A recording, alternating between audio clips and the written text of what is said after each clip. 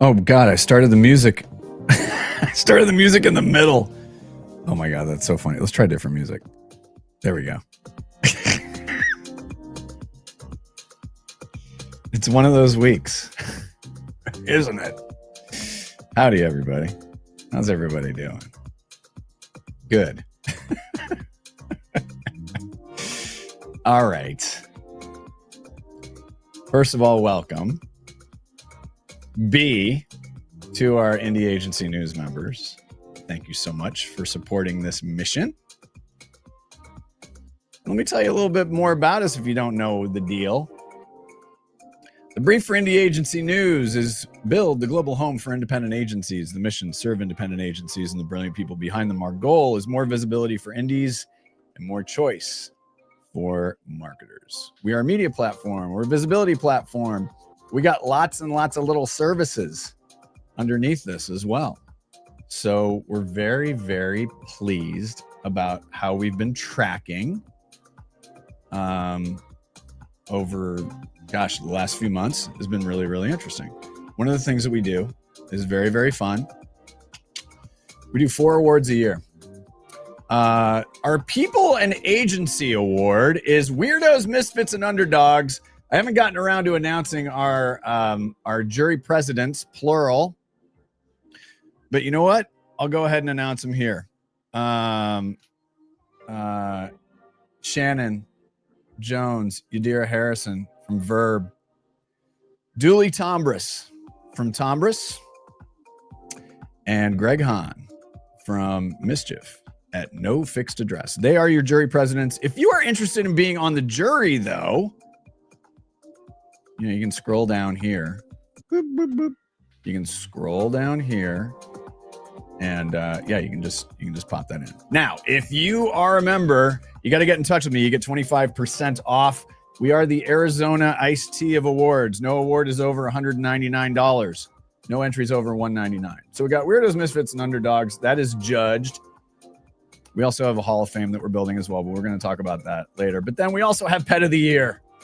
This is I started doing this just on a lark a few years ago, and it kind of worked.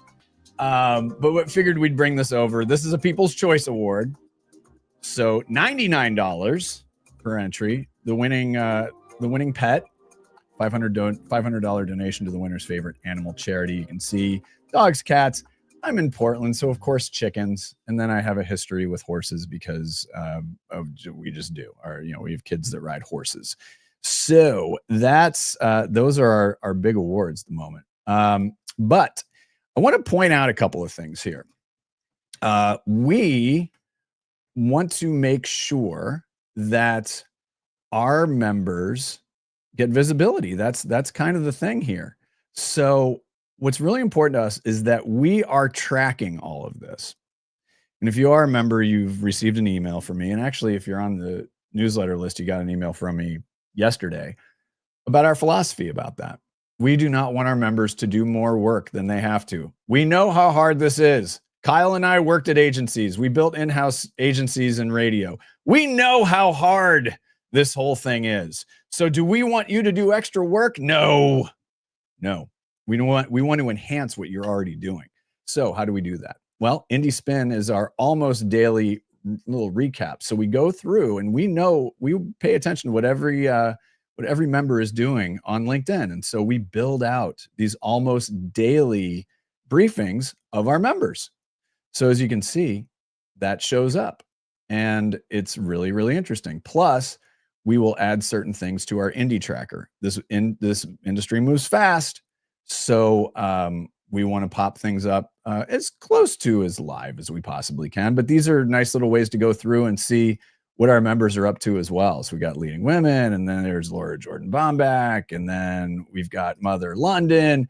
So we've been building this progressively over time. But Indie Spin, what we decided was in the past, a couple of weeks ago, we decided that it was important for us to take the next step, which is let's see if there are some thematic elements that we can build shows into. So we proactively go out and we take a look at some of the themes and the topics that pop up in Indie Spin, and then we build out a show.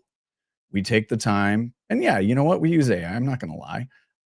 It's a little helper. It's like a little vitamin for us, a little tailwind, but it helps us get started so that we can build out these shows, and then we proactively get them pre-scheduled, and then we go out to our members and say, hey, we have this show. Are you interested? And it's a simple yes or no, or can we do it this date?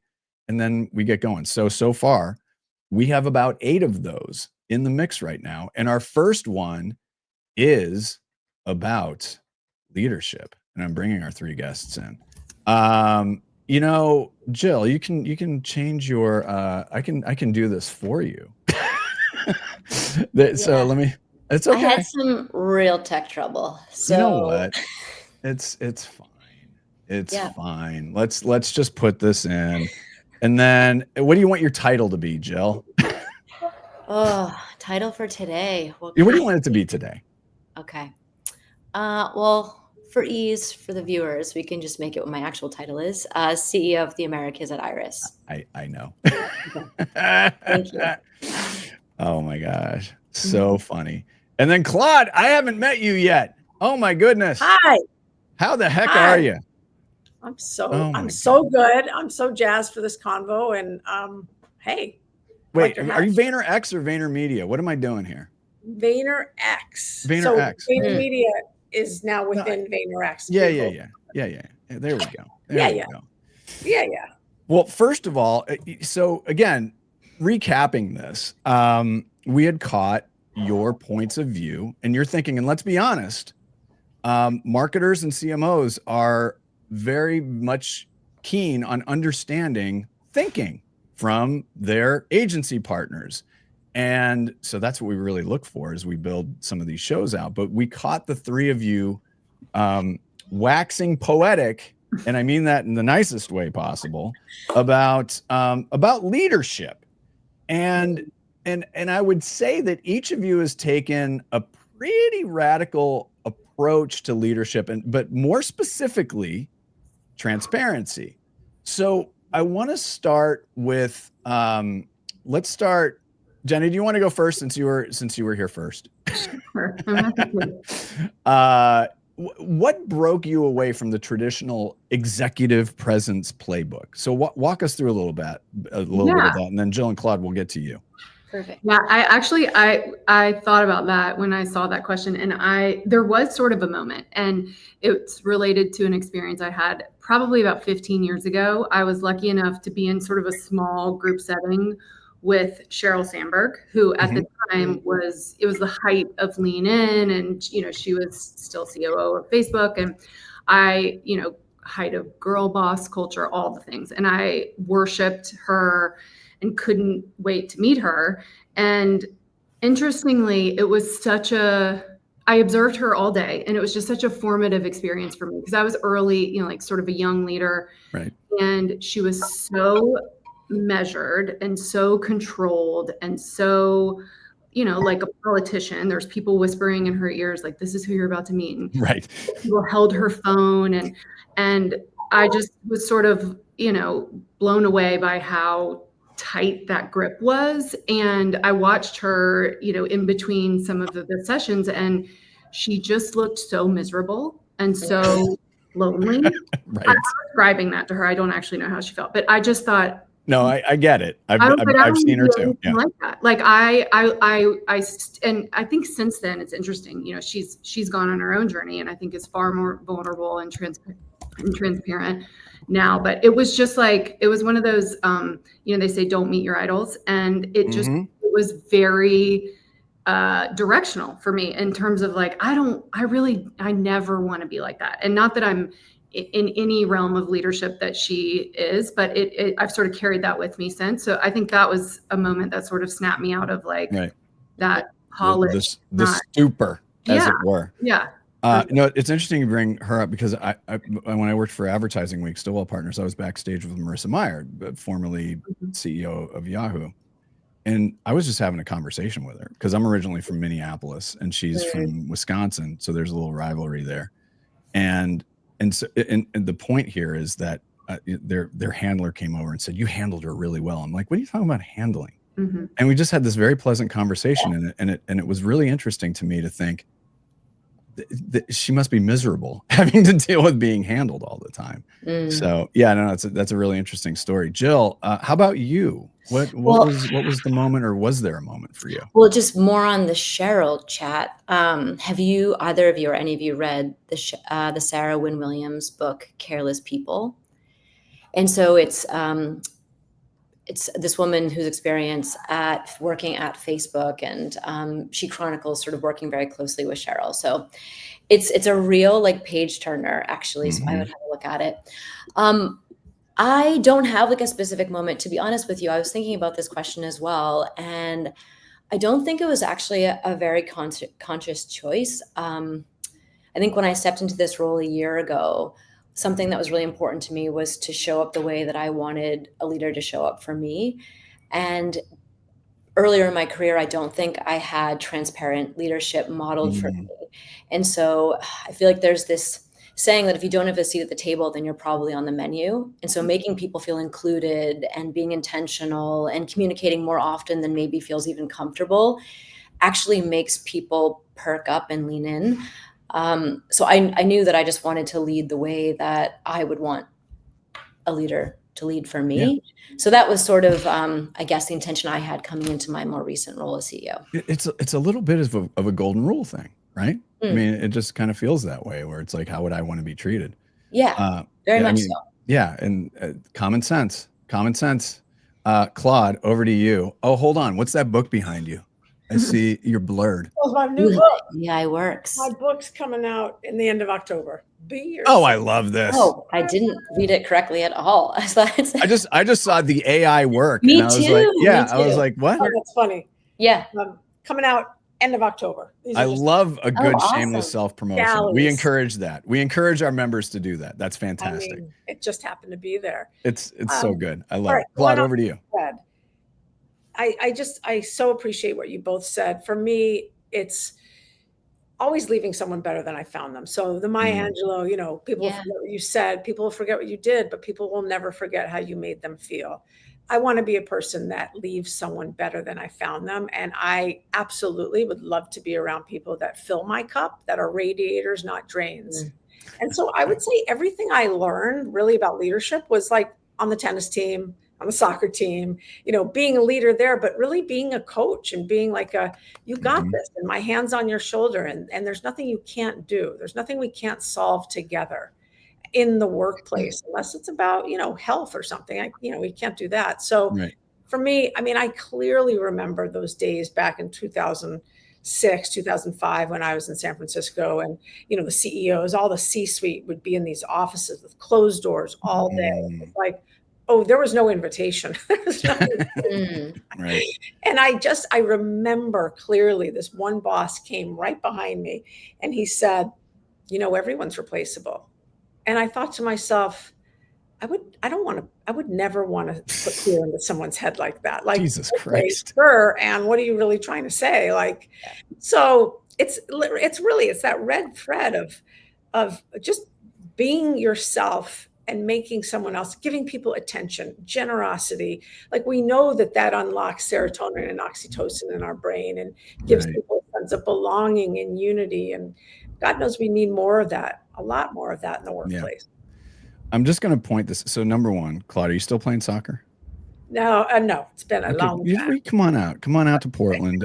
We got a slot on a co-ed team. But no, I'm noticing this, and it's like, we're going to put a pin in this one because I think this would be a great panel for like an advertising week or a South by Southwest. So let's make sure we're going to take this to the next step. So already we're out of the gate hot. I really like this. Let's talk about the business side of it. And Claude, I want to start with you. We'll go back around the other way. Let's talk about human-centered leadership and driving results. And specifically, where I want to go with this is how your clients notice that this type of leadership is a net positive. And as we all know, net positives with talent internally can lead to really, really great work, which leads to great client success. So I'm curious what your clients have observed how it drives the business forward, and where that sits. Yeah, I love it. So really the question is, what's the ROI? And I always say, what's not the ROI of treating people well? What's not the ROI of teaching people and educating and listening? I mean, everything's the ROI. But there's an instance that happened last week that the account directors told me about. We were working with one of our beverage brands, a very, very, very tough 4 weeks that had come out of Wimbledon.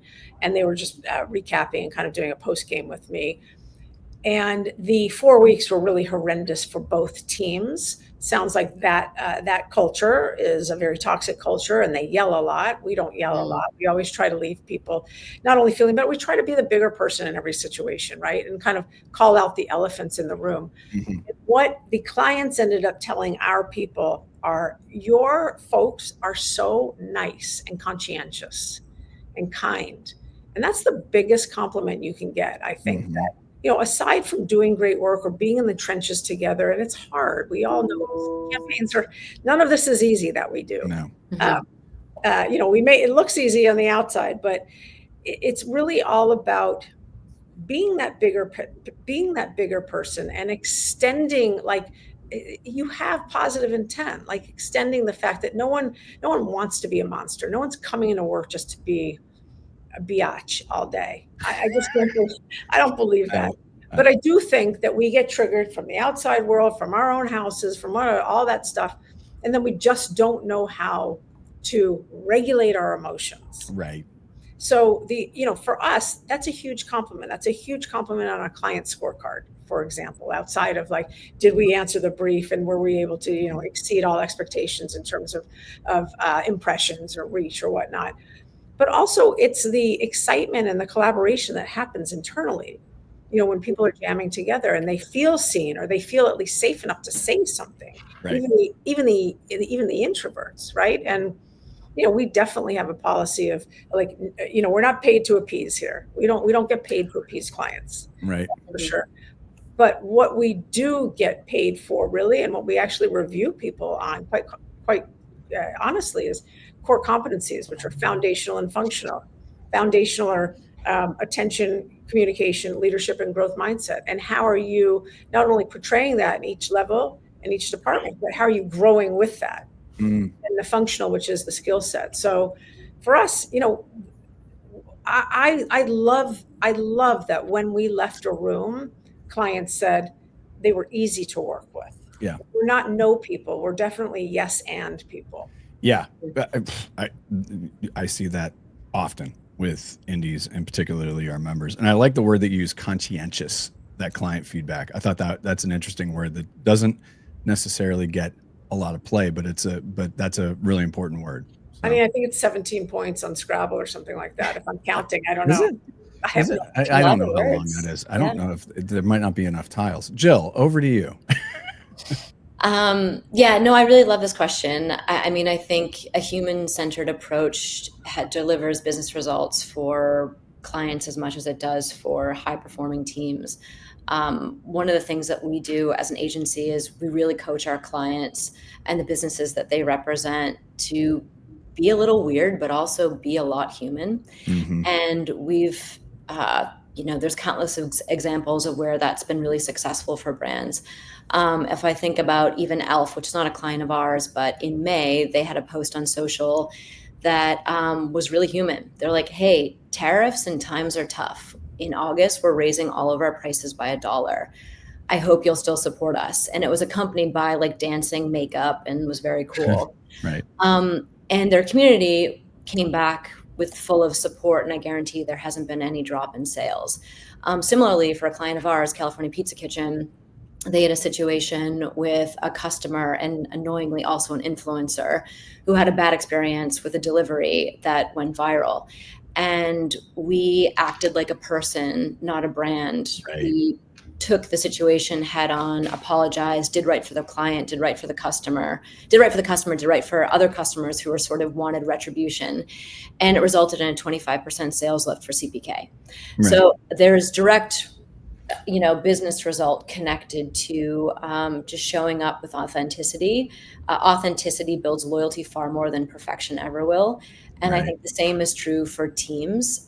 Your people will show up for you if you show up for them, and you will build a high performance team because people know what you expect of them and where the bar is. I like California Pizza Kitchen, by the way. They're great. It's like really unsung hero of fast casual. Yeah. No, the kids like going there. And I usually get, can you put some money in my Venmo account? I make California Pizza Kitchen.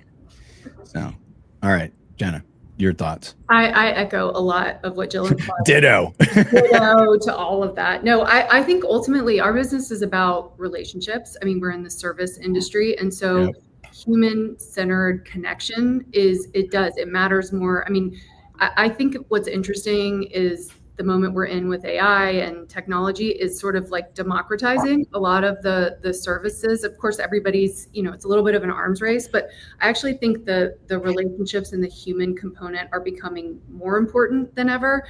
And for us, at Trade School and 22 Squared, we have a lot of long tenured relationships, which I think you do. And it's a rarity because ultimately that is built on years of institutional trust and connection and sort of, the belief that we can solve any problem together. And so when you attract talent and retain talent, that can, foster that relationship with the clients. And then, we're also very choiceful about who we partner with because again, I think lots of indie agencies, we're looking for partnerships, not, to be a vendor. And so I think there's just tremendous ROI on trust and connection. And then obviously that also then extends to the customers that we're serving and how, the messages we're putting out in the world. So it's always been really important. And I actually think it's going to be more important moving forward.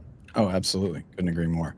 I'm going to combine these two questions and then I'm going to give each of you, like, a minute just to, give the last word, give a little, you can shamelessly promote if you'd like.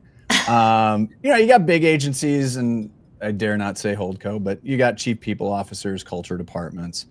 So there's two things here. There is the team aspect of it, and then there is the specific leader aspect of it. So number one, what can indies do that the big shops can't when it comes to building these human-centered cultures? And then secondly, for an agency owner or leader who wants to shift the culture, but maybe is a little old school in the traditional management side, where do they begin? And so who wants to take that first? I'm going to jump ball it. Who wants that? Claude, I see you just chomping at the bit. I'm going to take the second part first. Okay, good. That's fine. Okay. The second part is you start by listening. You start by honestly just doing a listening tour. That's how you start, and really actively listening. And whether or not it's, you do that with Ask Me Anythings or, whatever, you just kind of listen to people and hear how it's going for them. And hopefully they're going to be real enough and feel comfortable enough to take down some of their armor in order to share with you. But you as a leader must do that first. You must be able to say, you know what, I get it. I'm old school, but I really want to shift. We got all these Gen Alphas, Gen Zs here, like, help me. And then I think you can start that conversation. But the leader needs to show some skin. I would definitely say that's very, very important, and consistently. It's not a one and done. Such a good point. Yeah. Consistency. Yeah. And I think it was you that mentioned this, or one of you mentioned this constant pursuit of excellence, which is such a fallacy, right? And so I think that traditional training, please look at the color of my hair, I've been around a minute, that old school thinking is really so broken. But and I don't think it's as acute in indies, and I don't see it nearly as much. I think I see it more in the holdcos, where it's, this is what I learned at Wharton, therefore we are going to do it this way. It's like, you're full of shit. But it's been really it's been heartening to see that we've that we're wiggling our way out of that. And you're right, the listening part of it, and then the one-on-one, and it can become a very personal thing, and it's such a growth opportunity for people who might not think that they can grow anymore, which I think is really, is really great. Jill, your thoughts on my two-part, and you're welcome to invert if you'd like. I'm going to do same model. Second question first. Go for it. I completely agree. My answer to that was going to be listen, like look in and look out. So look in, especially if you're someone who's more used to like that traditional executive playbook, as you put it. Look in and see sort of what's making you uncomfortable, where potentially are your gaps as a leader, but then always start with a listening tour. I do office hours every week, and it's not mandatory. You can come if you want to come. You don't have to come. I will put forward some agenda item that's like something I saw, something interesting, or if we have something going on in the agency that I know people want to sort of make space for, then we'll dig into that topic. But having it be open-ended so people can be extemporaneous and bring ideas and thoughts and concerns, that's been very valuable to have that. For your question on the, big agencies versus indies and sort of, it's more like more universal, and how do you look at building something out? What can they do? So it's that, but also what are some of the advantages of being independent that big agencies can't? And listen, you're a larger agency. Yeah, I mean, I would say once you have any sort of scale, it becomes hard just because you have scale and there's more people, but the same rules apply. It's about inclusion and making sure that people do have a seat at the table and that you're communicating often with intention. That is true for if you're small or if you're big. I think the benefit of being like, if I look at our footprint across the Americas, we're just under 200 people. Malcolm Gladwell's rule of 150, where you're still a tribe and everybody's name, that there are real benefits to that allow you to move quicker, speak more often. So the larger you get, the more intentional you have to be, but I think the same rules apply. Yep. All right, we'll go to Atlanta. Yeah, and in the spirit of transparency, my Wi-Fi or something cut, so I don't actually know what the questions are, but I'm going to piece it together based on the answers that I heard. Who is the greatest Atlanta Brave in history? Oh, I mean, I feel strongly about Andrew Jones. That's solid choice. Yeah. I can help you out here. So what can indies do the big shops can't when it comes to building these human-centered cultures? And then for an agency owner or leader who wants to shift their culture, but maybe is old school from the management training side, where do they start? Okay, tracking. I will follow suit and answer the second first. So I agree. I think sort of just putting down the notions of what a leader or a CEO or a president should be. That was really important for me when I stepped into this role. As silly as like, would a CEO wear ripped jeans to work? Am I like, is no one going to take me seriously? So I really had to sort of, put that book down and just bring my whole self to the role and to my communication. And, again, like throw out some of the notions that we all grew up with. And one thing I did early days was I was giving a town hall to, the 350 employees we have. And I had not slept at all the night before because my daughter had been up all night worrying that a dinosaur was in her room. And I made the joke at the top of the meeting. It was like, I have no idea what I'm about to say. I slept for 30 minutes last night, buckle up, let's see how this goes. And it was a throwaway joke, but I think probably 15 moms at the agency reached out to me afterwards just to say that was so refreshing to see someone else who's like, I'm having a crazy day kind of thing. So anyway, I just try to remember that people connect with authenticity and truth and imperfection. And so I've had to get more and more comfortable with that, again, because I grew up in sort of the the suits and the polish. So anyway, and then the listening is so huge. I do the same thing.